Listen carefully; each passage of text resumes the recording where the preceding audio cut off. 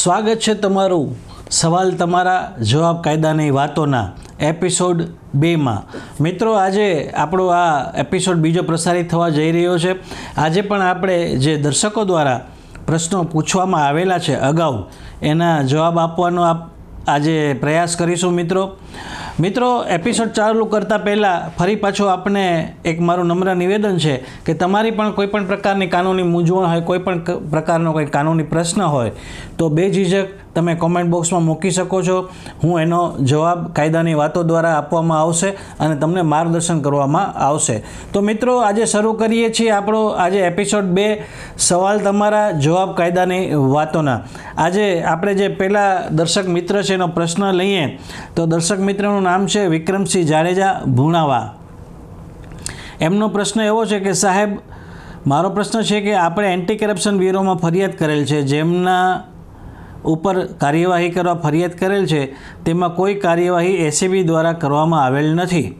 પૂરતા પુરાવા હોવા છતાં ત્યારબાદ આરોપી તરીકે ક્લાસ 2થી લઈને ક્લાસ 3 કર્મચારી આવતા હોય, જેથી તેમના ઉપરી અધિકારીને કાર્યવાહી કરવા કે કાર્યવાહી કરવાની પરમિશન આપવા પત્ર વ્યવહાર કરેલ છે, છતાં કોઈ કામગીરી કરવામાં આવેલ હોવાનું અમારી જાણમાં નથી, તો કાનૂની રીતે કોર્ટમાં કાર્યવાહી કરવા શું કરવું પડે તે જણાવવા વિનંતી કરશો। વિક્રમસિંહ જાડેજા, ગોંડલ।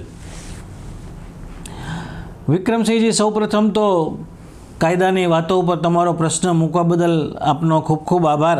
અને તમારો જે પ્રશ્ન છે એ ભ્રષ્ટાચારને લગતો પ્રશ્ન છે અને તમારા પ્રશ્નમાં તમે એવું જણાવ્યું છે કે એન્ટી કરપ્શન બ્યુરોમાં તમામ પુરાવાઓ સાથે ફરિયાદ આપી છે, પરંતુ અધિકારીઓ છે એ કોઈ કાંઈ કરતા નથી, કોઈ કાર્યવાહી થતી નથી, અથવા તો કાર્યવાહી કરવા માટેની મંજૂરી છે એ ડિપાર્ટમેન્ટ દ્વારા આપવામાં આવતી નથી।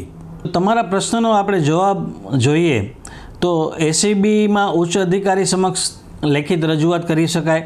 તમે જો એ ઓલરેડી કરી દીધી હોય અને ફરિયાદ છે તમારી નોંધાતી ન હોય એસીબીમાં, તો સૌથી ઉત્તમ અને સારો રસ્તો છે હાઈકોર્ટમાં એફઆઈઆર રજિસ્ટ્રેશન માટેની પિટિશન કરવી।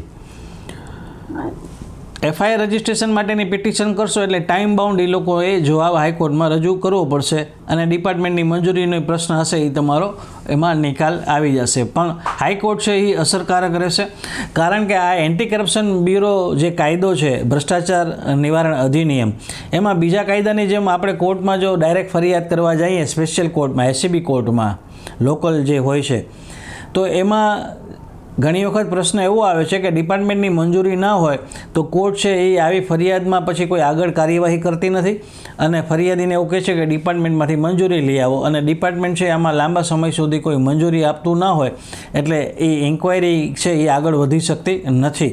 એટલે સૌપ્રથમ તમારા માટે જે ઉત્તમ ઉપાય છે એ હાઈકોર્ટમાં એફઆઈઆર રજિસ્ટ્રેશન માટેની પિટિશન કરવાનો છે। બીજું કે હાલ જે ભારતીય નાગરિક સુરક્ષા સંહિતા જે નવો કાયદો આવ્યો છે એમાં કલમ 175(4) હેઠળ જો કોઈ રાજ્ય સેવક છે એ પોતાની ફરજમાં બેદરકારી દાખવે અથવા ફરજમાં લાપરવાહી કરે, પોતાની સત્તાનો દુરુપયોગ કરે, તો એવા કિસ્સામાં તમે મેજિસ્ટ્રેટ કોર્ટમાં પણ ફરિયાદ કરી શકો છો। એટલે રાજ્ય સેવક છે એની બેદરકારી જો આમાં કંઈ સામે આવતી હોય તો તમે એસીબી કોર્ટમાં રાજ્ય સેવક વિરુદ્ધ ફરિયાદ પણ કરી શકો છો 175(4) BNSS મુજબ। તેમ છતાંય દરેક કેસની પરિસ્થિતિ અલગ અલગ હોય છે, ફેક્ટ અલગ અલગ હોય છે અને એ ફેક્ટને જાણ્યા બાદ જ સાચું માર્ગદર્શન તો આપી શકાય, પરંતુ એક જનરલ જે માર્ગદર્શન છે એ આપવાનો મેં પ્રયાસ કર્યો છે। એટલે તમારા કેસમાં તમારે એફઆઈઆર રજિસ્ટ્રેશન માટે થઈને હાઈકોર્ટમાં પિટિશન કરવી એ વધુ હિતાવહ છે। હું આશા રાખું છું કે વિક્રમસિંહને આ જવાબથી સંતોષ થયો હશે। હવે એના પછીનો આપણે પ્રશ્ન લઈએ તો હેમંતભાઈ પરમાર નામના વ્યુઅર્સનો આ પ્રશ્ન છે।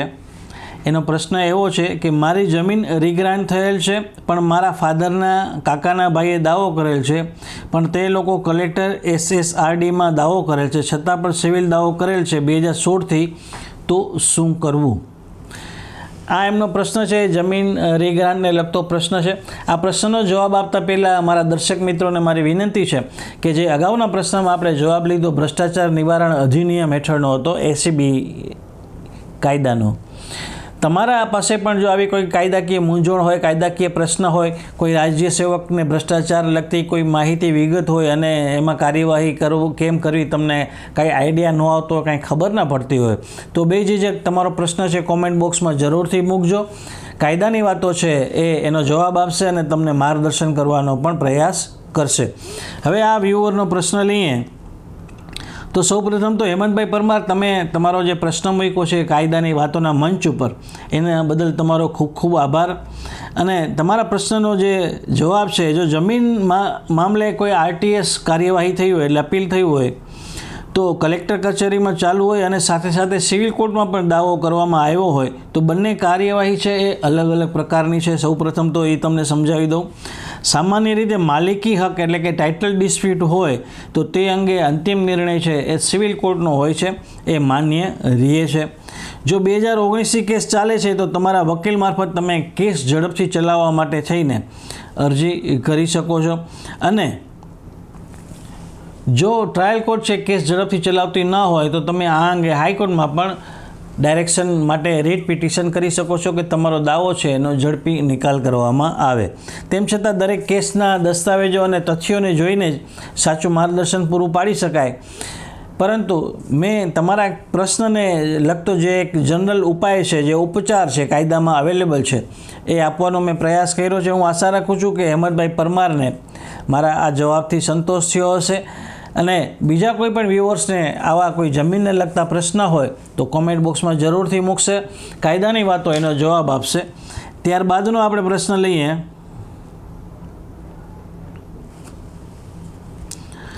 લાલજીભાઈ પંચાલા, એમનો પ્રશ્ન છે ગામતળ વાળા 1959 પહેલાંની નિયમિત કરવા કે નહીં શરત ભંગ થાય છે. ગામતળ માપણી માટે શું કરવું સાહેબ, મને જવાબ આપું. એમનો પ્રશ્ન થોડો અસ્પષ્ટ છે પણ મેં જે રીતે એમનો પ્રશ્ન સમજ્યો છે એનો જવાબ આપવાનો આપણે પ્રયત્ન કરીએ. તો ગામતળના વાળા જે છે, જે 1959 પહેલાંના હતા, એને લગતો આ પ્રશ્ન છે. મારી તમામ વ્યુઅર્સને એ પણ વિનંતી છે કે ગામતળના વાળાને લગતા પણ જો કોઈ પ્રશ્ન હોય, કાંઈ પણ મૂંઝવણ હોય તો કોમેન્ટ બોક્સમાં જરૂરથી મૂકશો, જેમ આ લાલજીભાઈએ મૂકી છે એ રીતે. સૌપ્રથમ તો લાલજીભાઈ, તમે જે આ પ્રશ્ન મૂક્યો છે એ કાયદાના મંચ ઉપર, એ બદલ આપનો ખૂબ ખૂબ આભાર. તમારા પ્રશ્નનો જો જવાબ જોઈએ તો જો ગામતળ વાળો 1968 પહેલાં નિયમિત ન થયો હોય અને હાલ શરત ભંગનો પ્રશ્ન ઊભો થયો હોય તો સામાન્ય રીતે મામલો છે એ મામલતદાર અથવા તો પ્રાંત અધિકારી સમક્ષ રજૂ કરીને નિયમિત કરવાની અરજી કરાવી શકાય છે. ગામતળની માપણી માટે તાલુકા કચેરી અથવા તો સર્વે માપણી, જે સર્વે ભવનો છે, માપણી વિભાગ, એમાં અરજી કરી શકાય છે, જેને સામાન્ય ભાષામાં DLR કચેરી કહેવામાં આવે છે. અને એમાં અરજી કર્યા બાદ સત્તાવાર માપણી થતી હોય છે. એટલે આમ જનરલી દરેક કેસના તથ્યો અને ફેક્ટ અલગ અલગ હોય છે, એટલે સાચું માર્ગદર્શન તો કેસ પેપર જોયા બાદ જ ખ્યાલ આવે.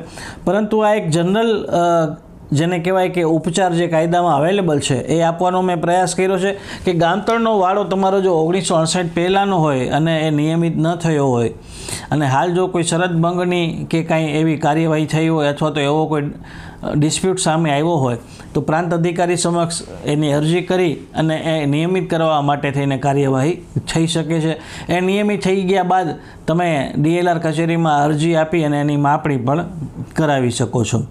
તો લાલજીભાઈ, હું આશા રાખું છું કે આ જવાબથી તમને સંતોષ થયો હશે. અને વ્યુઅર્સને પણ મારી વિનંતી છે કે આવા કોઈ પણ પ્રશ્ન હોય તો કોમેન્ટ બોક્સમાં જરૂરથી મૂકશો મિત્રો. ત્યારબાદનો આપણે પ્રશ્ન લઈએ.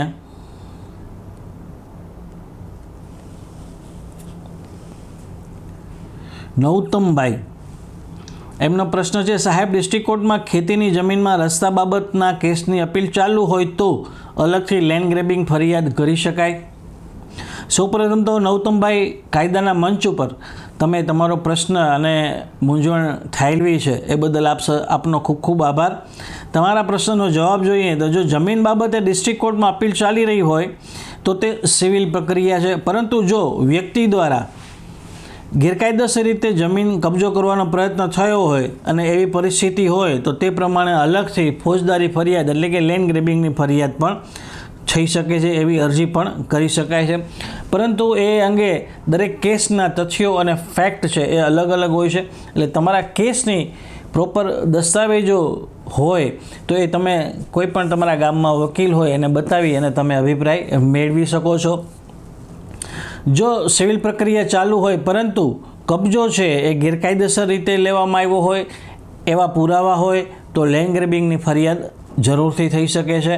એમાં ફરિયાદ કરવામાં એક જ શરત એવી હોય છે કે એ જે વિવાદિત જગ્યા કે જમીન હોય કે જે વિવાદિત મિલકત હોય એ અંગે સિવિલ કોર્ટનો કોઈ પણ પ્રકારનો મનાઈ હુકમ ન હોવો જોઈએ. જો મનાઈ હુકમ હોય તો લેન્ડ ગ્રેબિંગ હેઠળ ફરિયાદ થઈ શકે નહીં. જો મનાઈ હુકમ ન હોય અને સિવિલ કાર્યવાહી એમનેમ જ ચાલુ હોય મનાઈ હુકમ વિના તો લેન્ડ ગ્રેબિંગ હેઠળ ફરિયાદ ચોક્કસ થઈ શકે છે. કારણ કે જો સિવિલ કોર્ટનો મનાઈ હુકમ હશે તો લેન્ડ ગ્રેબિંગ જે કમિટી છે એ એમાં કોઈ પણ કાર્યવાહી કરશે નહીં જ્યાં સુધી એ સ્ટે વેકેટ ન થાય અથવા તો સ્ટે છે એ હટાવવામાં ન આવે ત્યાં સુધી. તો નવતમભાઈ, હું આશા રાખું છું કે તમને મારા જવાબથી સંતોષ થયો હશે અને કાયદાની વાતોના મંચ ઉપર આપે જે પ્રશ્ન મૂક્યો એ બદલ આપનો ખૂબ ખૂબ આભાર. મિત્રો, તો આજે જે દર્શકો દ્વારા પ્રશ્નો પૂછવામાં આવ્યા હતા એના આપણે આ જવાબ આપવાનો પ્રયાસ કર્યો છે. તમારા મનમાં પણ કોઈ પણ પ્રશ્ન હોય, કોઈ પણ મૂંઝવણ હોય તો બેઝિઝક કોમેન્ટ બોક્સમાં લખશો. આવનારા એપિસોડમાં કાયદાની વાતોમાં આપણે એનો જવાબ આપીશું. ફરી પાછો નવા વિષયના વિડીયો સાથે તમારી સમક્ષ રજૂ થઈશ. અને હા, નવા એપિસોડ સાથે આવતા રવિવારે સવારે 10 વાગે તો આપણે મળીએ જ છીએ, પણ એના ધન્યવાદ.